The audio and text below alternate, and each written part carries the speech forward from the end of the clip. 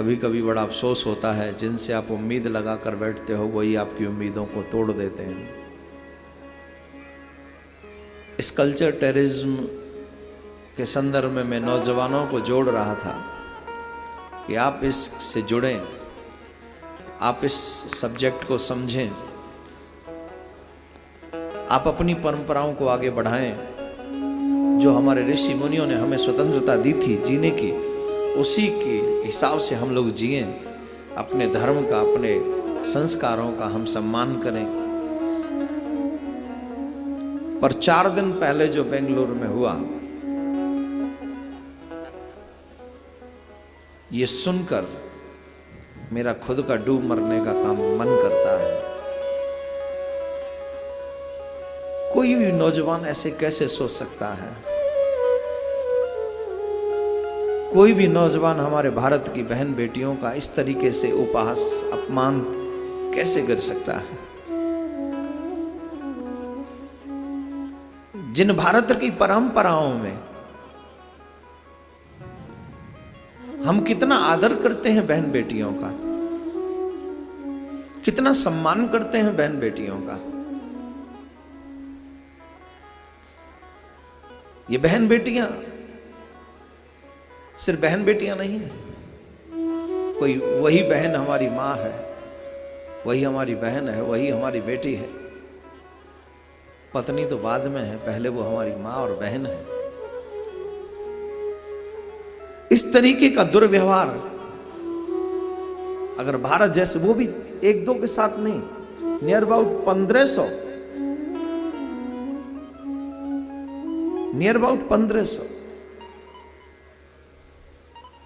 क्या मुंह लेके जाएंगे हम भगवान के पास में? क्या मुंह दिखलाएंगे हम भगवान को? क्या भगवान भी हमें क्षमा करेगा? इन सब चीजों का तो प्रायश्चित भी नहीं है, और प्रायश्चित के बाद भी क्या भगवान माफ करेगा, क्षमा करेगा? अरे हमारे नौजवानों के ऊपर इस देश की जिम्मेदारी है भाई।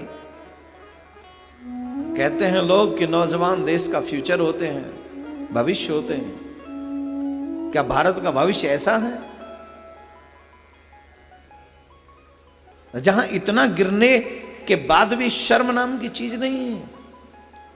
अरे गिरा भी एक लिमिट का जाता है, लिमिट से बाहर नहीं गिर सकते। क्या ये हमारे भारत का भविष्य, जहां 1500 कन्याओं को, स्त्रियों को एक साथ इस दुर्व्यवहार का सामना करना पड़े, वो भी कल्याणपुर नगर में, ऐतिहासिक नगर में, जिसको आज हम बेंगलुरु कह रहे हैं। हम लोग कहते पाश्चात्य कल्चर, पाश्चात्य कल्चर। मैं गारंटी से कह रहा हूं, पाश्चात्य कंट्री के लोगों ने भी जब ये घटना सुनी होगी तो वो भी, उनका भी सर शर्म से झुक गया होगा। वो भी सोचते होंगे हम इतने मॉडर्न हम भी नहीं हैं, इतने गिरे हुए हम भी नहीं हैं। मुझे बहुत कष्ट हुआ सुनकर, बहुत तकलीफ हुई। मे भी आप लोगों ने भी 31st नाइट को कुछ देखा हो, ऐसा कुछ देखा किसी ने? कोई बताना चाहेगा कि आपने कितना घिनौना कृत्य देखा? अपने संस्कारों को अपने पैरों तले रुकते हुए देखा? बड़ा दुख होता है भाई बहन।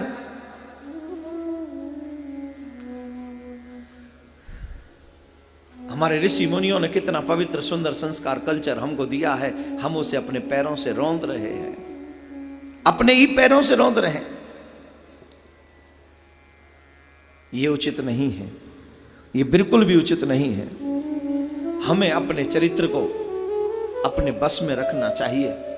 भगवान श्री कृष्ण से सीखो कि इतनी गोपियों के मध्य में भी उन्होंने ब्रह्मचर्य का पालन कैसे किया, कामदेव को परास्त कैसे किया, माता बहनों का सम्मान कैसे किया जाता है। हमारे शास्त्रों में मातृदेवो भव, हमारे सिर्फ एक ही धर्म ऐसा है जिसमें कन्याओं को देवी का रूप माना जाता है, उनका पूजन होता है। नवरात्रों के एक अगले दिन पूजन करते हो, वो देवी का रूप होती है। उनका पूजन किया आपने। शास्त्रों में कहते हैं यत्र नार्यस्तु पूजन्ते रमन्ते तत्र देवता। जहां स्त्रियों का सम्मान होता है वहां देवता रमण करते हैं। मैं हमेशा से कहता रहा हूं कि माताएं बहन मर्यादा में रहें, माताएं बहन मर्यादा में रहें, माताएं बहन मर्यादा में रहें। मैंने हमेशा कहा है, लेकिन यह कभी नहीं कहा कि पुरुष अमर्यादित हो जाए। यह कभी नहीं कहा। तुमको मर्द होने पे गर्व होता है, अभिमान करते हो। स्त्री के साथ दुर्व्यवहार करके तुम अपने आप को मर्द कहते हो। वो मर्द नहीं है, मर्द के नाम पे कलंक है। जो एक स्त्री का इस तरीके से अपमान करता है वो कलंक है। वो उसे मर्द कहलाने का कोई अधिकार नहीं, कलंक है वो।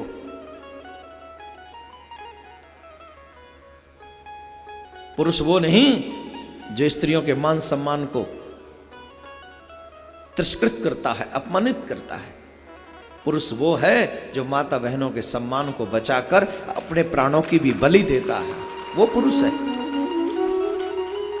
मुझे बहुत कष्ट है, इस दुर्व्यवहार से मैं बहुत ही दुखित हुआ जब सुना। आज मैंने ज्यादा ढंग से उसको सुना। 1500 बहुत दिल दुखा, हद से ज्यादा दिल दुखा। नौजवानों से एक बात कहूंगा, इतने कभी मत गिरो कि तुम्हारे माँ बाप को तुम्हारे होने पर शर्म आ जाए। इतने मत गिरना। और जो बीज तुम बो रहे हो उस बीज को फल के रूप में तुम्हें और तुम्हारी औलाद को काटना पड़ेगा, ये याद रखना। जो भी बीज तुम बो रहे हो, जो बीज हम अपने कर्मों से बो रहे हैं, ये हमें और हमारी औलाद को काटना होगा, याद रखो। इसलिए ऐसा कोई बीज मत बोइए जो आगे जाकर आपको जब काटना पड़े तो आपको कष्ट हो, दुख हो, आप खून के आंसू रोए। ऐसा बीज मत बोइए, मत बोइए। निवेदन मेरा आपसे।